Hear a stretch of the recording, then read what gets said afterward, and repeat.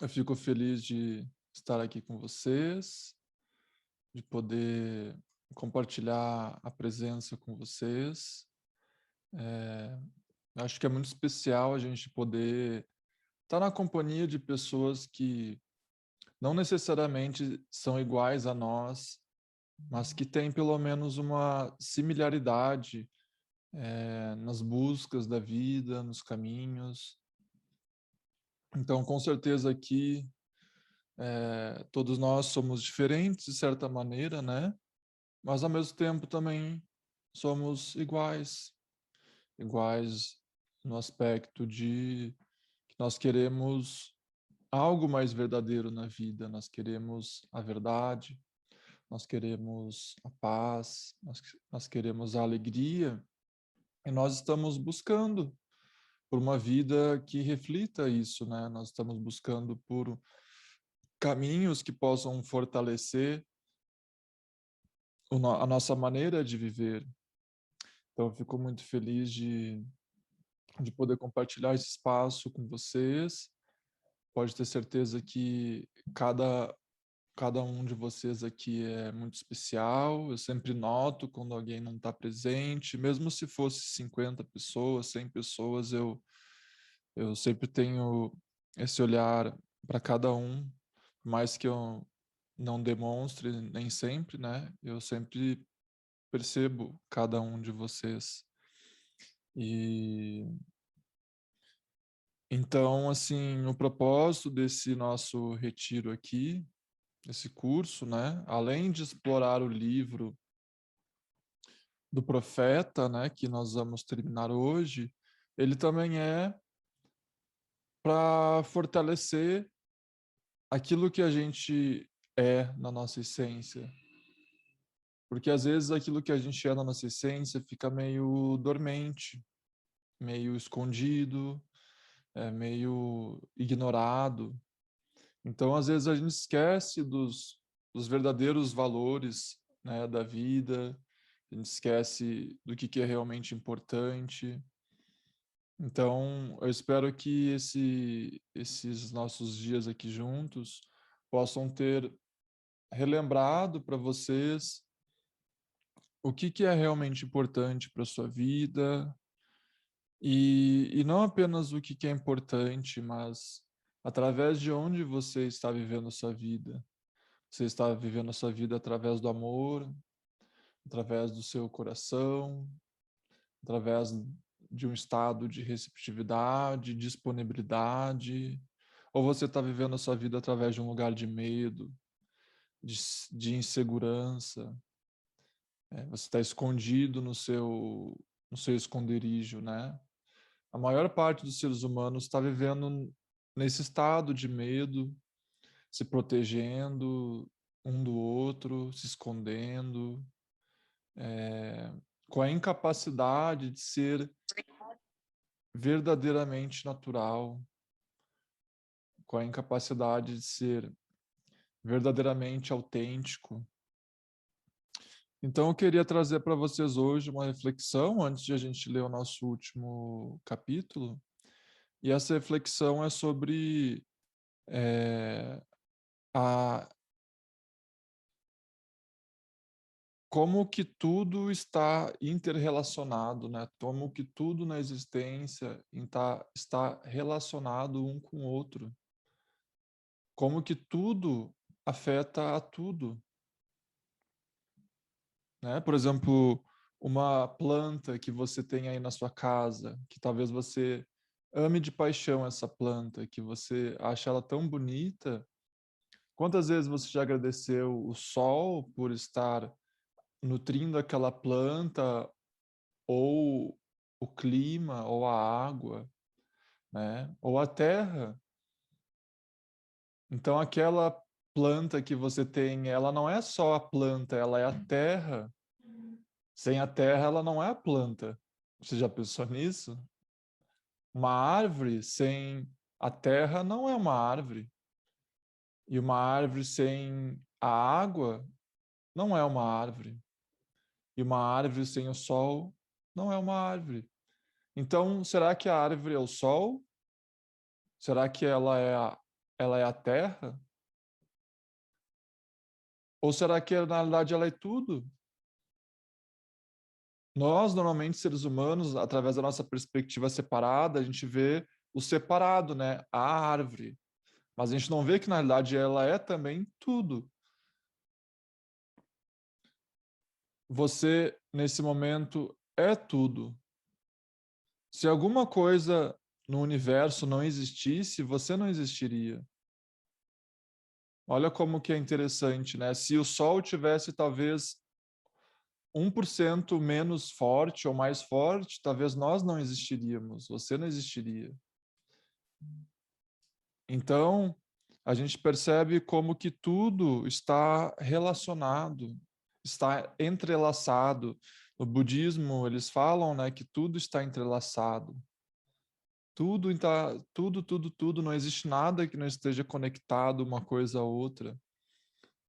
E quando você percebe isso, o que que isso te lembra, né? Quando você reflete, nossa, se tudo está interrelacionado, entrelaçado, se tudo está conectado, quer dizer que qualquer ação tem um resultado. Se você não põe água naquela planta, tem um resultado. Se aquela planta não recebe sol, tem um resultado. Então, tudo está relacionado. E quando eu percebo isso na minha vida, eu percebo como que é importante ver como que eu estou sendo diante de toda essa conectividade que existe com a vida, né? Porque se eu sei que o que eu sou ou o que eu não sou afeta toda a existência, então eu tenho que saber muito bem o que eu sou, o que eu não sou, né? Porque se eu só sou o automático, ou se eu só não sou o automático, eu posso acabar sendo algo que afeta de maneira ruim, né? De maneira, vamos ver uma palavra que afeta, assim, e afeta essa conectividade com o todo. Então, quando eu percebo como que as minhas ações, minhas palavras, meu jeito de ser afeta tudo, isso me relembra como que é importante eu continuar me dedicando e olhando e me amando e crescendo e evoluindo, né? Como que é importante isso? Porque tudo o que eu sou afeta tudo o que é. Isso é uma coisa que é bom você se lembrar. Tudo que você é afeta tudo o que é. E tudo o que você não é de bom também afeta tudo o que é. Quando eu digo de bom, não é para criar uma culpa, né? Mas é para perceber que você sabe muito bem das suas qualidades inerentes, né? Você sabe o quanto você tem de amor dentro de você, o quanto você tem de paz, o quanto você tem de compaixão pelos seres. Mas às vezes isso fica só no papel, né? Fica só no papel. Então, eu acho que não existe espiritualidade sem que haja uma certa correspondência entre o que eu percebo e o que eu vivo, o que eu aprendo e o que eu vivo, o que eu olho e o que eu vivo. É claro, você não tem que se cobrar para ser tudo que você aprendeu de um dia para o outro, né? Mas pelo menos você sempre perceber que estagnado a gente não pode ficar. Estagnado significa na zona de conforto do ego, porque tudo que o ego quer é uma desculpa para não descartar os antigos padrões, antigos condicionamentos, né? Tudo que o ego quer é uma desculpa para não se transformar. Ele não quer ser transformado. E é até engraçado, porque quando a gente vê os discursos das pessoas que querem mudar o planeta, aliás, que elas querem que o mundo mude, elas querem que tudo mude, menos elas, né?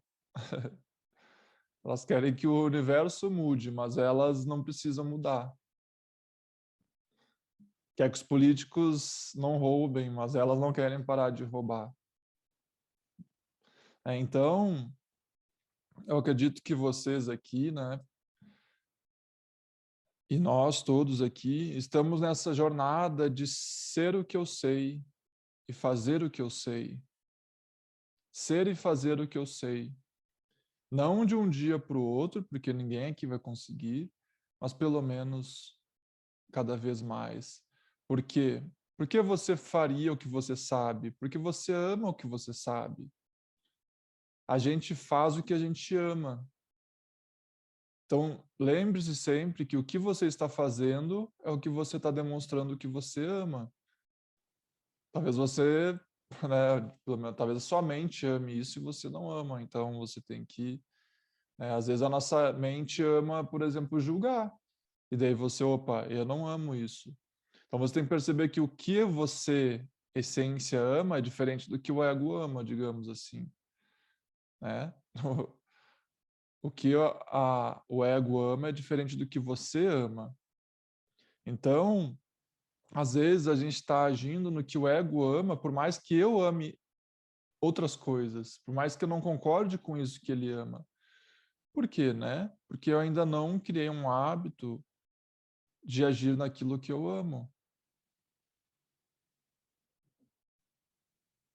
O hábito ainda está em fazer o que o ego ama. E sempre que eu faço o que o ego ama, isso acaba alimentando ele, acaba proliferando ele. Então, todo dia quando a gente acorda, a gente tem que perceber e refletir. Hoje eu vou tentar viver uma vida que eu faço o que eu amo, que eu ajo como eu amo, que eu penso o que eu amo, que eu sinto o que eu amo. Daí você começa a criar uma autorresponsabilidade de conseguir incorporar no seu dia a dia o máximo que você puder daquilo que você ama, né? O Adyashanti participou uma vez de um retiro dele, ele comentava assim: como seria se hoje você fizesse apenas uma ação baseada no seu coração? Apenas uma ação. E você começa a fazer uma ação por dia. E às vezes essa ação não significa você ir lá e salvar uma pessoa da rua e etc. Às vezes uma ação boa é, não sei, né? Às vezes é olhar para alguém de maneira diferente, olhar para alguém da família ou tratar alguém com atenção, ou se tratar bem, né? Às vezes não precisa ser o outro, pode ser a si mesmo. Só que por que eu digo outro? Porque normalmente, muitas vezes, a espiritualidade ela pode ficar um pouco autocentrada. Uma espiritualidade autocentrada que apenas pensa em mim não pode ser uma espiritualidade completa, né? A nossa espiritualidade tem que alcançar todos os seres dessa teia, né? Essa teia da que é entrelaçada, todos os seres. Isso não significa, como eu disse, a gente vai sair por aí como Madre Teresa salvando a humanidade, etc., tirando as pessoas da fome. Não é isso. Mas significa que por onde eu andar, eu tentarei ser uma presença redentora. Uma presença redentora significa o quê? A palavra redentor, se eu não me engano, significa aquele que tira as pessoas da escuridão. Então, o que é o Cristo Redentor? Aquele que tira as pessoas da escuridão. Então, todos nós temos essa presença redentora dentro da gente. Então, se a nossa espiritualidade não está fazendo a vida das pessoas ao nosso redor melhor, né, a gente tem que rever. E não significa que a gente esteja errado. Às vezes a gente ainda não está botando energia suficiente nesse aspecto. Talvez a gente já esteja sendo melhor em alguns aspectos, mas a gente talvez ainda não botou energia no aspecto humanidade. O aspecto humanidade. o aspecto eu e o outro somos um, né? Não apenas eu e as pessoas que eu amo somos um, mas eu e o Bolsonaro somos um, eu e o Lula somos um, e o ladrão que te roubou na esquina é um com você também, né? E é muito belo ver nesse ponto de vista, porque isso tira a guerra de dentro de você. É muito gostoso você não ter guerra contra nada, né? É muito gostoso você conseguir transformar através da paz e não da guerra. Porque normalmente, quando você vê as pessoas querendo mudar o mundo, elas querem mudar o mundo através da guerra, né? Mas como seria transformar através da paz? Através da sua presença redentora, você transforma. E como eu disse, essa mensagem aqui não é uma coisa para você criar uma autocobrança, nossa, eu preciso ser assim, assim, assim. Mas não, significa que às vezes você já percebe certas qualidades no seu coração, e a pergunta é: por que eu não incorporo isso no meu dia a dia? Você entende quando eu digo isso? Significa, poxa, eu sei que eu tenho um amor por todos esses seres aqui. Por que eu guardo isso dentro de mim? Por que eu escondo? O que eu tenho medo? Se eu estou acreditando no medo, quer dizer que eu amo mais ele neste momento do que o amor. Né? E novamente, não que você ame, né? É o ego que ama. A sua essência não ama o medo. Então, mas eu gosto de trazer esse exemplo, né? Eu gosto de falar isso para as pessoas. O que você está fazendo? É aquilo que você ama.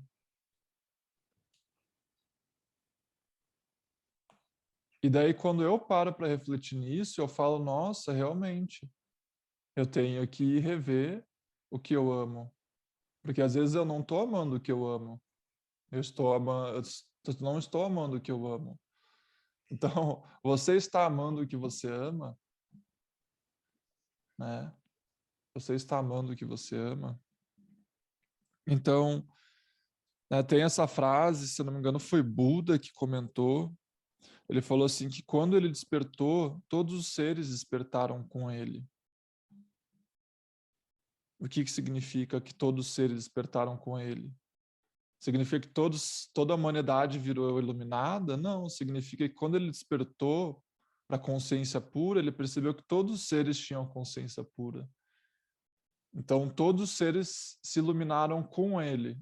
Tudo bem, elas não reconheceram, mas ele reconheceu nelas.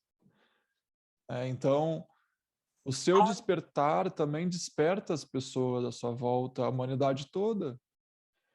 Porque se você desperta para a sua consciência crística, digamos assim, né? Vamos falar a palavra Cristo, crística, você vai reconhecer que todos têm essa consciência crística também.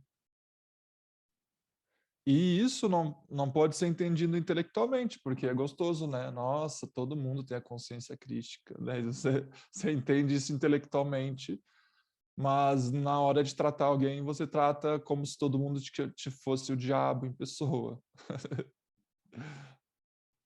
Então,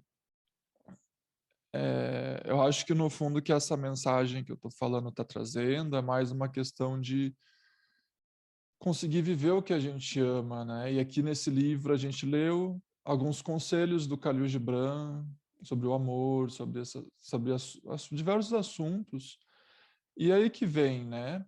A gente lê esses livros para eles se tornarem uma manifestação na nossa vida.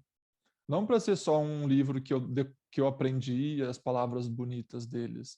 Esses livros são tipo é, um, é uma chave para você se transformar. A Bíblia ou o livro de Mirdade, o Khalil Gibran, qualquer livro que realmente seja um livro consciente, desperto, o propósito dele é fazer você viver aquilo que está nele. Né? Não, como eu disse, não perfeitamente. Isso que eu estou falando é para criar uma autocobrança, mas no sentido que como seria permitir que esse livro me transforme de alguma maneira? E às vezes o livro do Khalil Gibran, por exemplo, que a gente leu, às vezes vai te trazer apenas uma transformação, mas é o suficiente essa uma. Porque daí no próximo livro que você for ler, se te trazer mais uma, já são duas transformações que você teve. Não espere que um livro vai te trazer 100 transformações e todo o seu ser estará transformado e perfeito. Não. Eu acho que cada livro que a gente lê traz certas evoluções em nós. E às vezes a gente pode ler um livro e nem perceber que nos transformou ainda. Às vezes a gente só percebe depois de algum tempo, depois de alguns anos. O livro de Mirdade é um desses livros que a gente só percebe o efeito dele, às vezes, depois de um tempo, porque ele é tão impactante, né? Assim como a Bíblia pode, para algumas pessoas, afeta, né, e transforma. E os livros do yoga, né, do hinduísmo. Então, eu espero que a gente possa, todos nós, conseguir viver nessa luz que a gente é, nessa presença redentora que a gente é. Isso não significa que você vai virar um missionário ou vai salvar a humanidade, nada disso. Significa que o simples fato de você existir já é bom, entende? O simples fato de você existir já é bom. A gente não precisa ter, às vezes, uma meta, né, de transformar a humanidade. Eu sempre comento aqui que eu não, desde que eu comecei a minha caminhada aqui, minha jornada de compartilhar, eu nunca tive a intenção de ajudar ninguém, nunca quis mudar ninguém. Eu estou apenas, nem sei o que eu estou fazendo aqui, né? Essa sempre vai ser a minha resposta, só estou fazendo, né? Só estou cantando, digamos assim como uma pessoa canta e ela canta porque ela ama, né? No momento que a pessoa canta, ela começa a ter intenções por trás do canto dela, às vezes ela começa a ficar meio travada, não é assim? Nosso dom, todos nós temos às vezes algum dom. No momento que a gente começa a pensar demais sobre esse dom, daí ele deixa de ser orgânico e natural, né? E como eu disse já uma vez, em alguns retiros passados, não me lembro qual que foi, às vezes a gente fala, nossa, William, eu não tenho dom nenhum, eu não canto, eu não escrevo poesia, eu não sei matemática, eu sou, tipo, sou defeituosa, assim, eu não tenho dons. Mas, na realidade, todos nós temos o dom mais perfeito da existência, que é o dom de ser, de existir. Porque do que adianta, digamos, às vezes a gente vê um cantor e fala, nossa, essa pessoa tem um dom, mas depois ela está lá morrendo de depressão. Ela não tem o dom principal da vida, que é o dom de ela não está percebendo, na realidade, o dom principal, não que ela não tenha, ela não está percebendo o dom principal da vida, que é o dom de ser consciente. Então, sempre que você tentar, tiver em dúvida qual o seu dom é o dom de ser consciente. O dom de ser, o dom de existir. E tendo esse dom, você não precisa, o resto é só complemento para sua vida, né?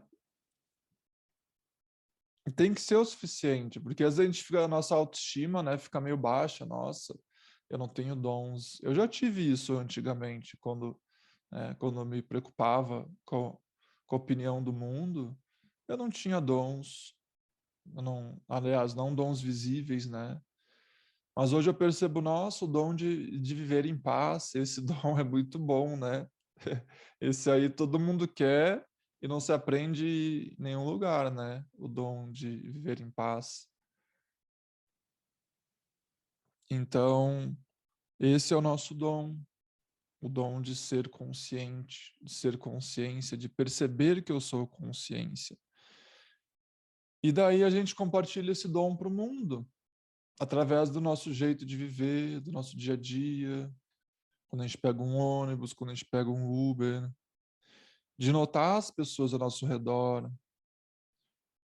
né? De notar, de notar.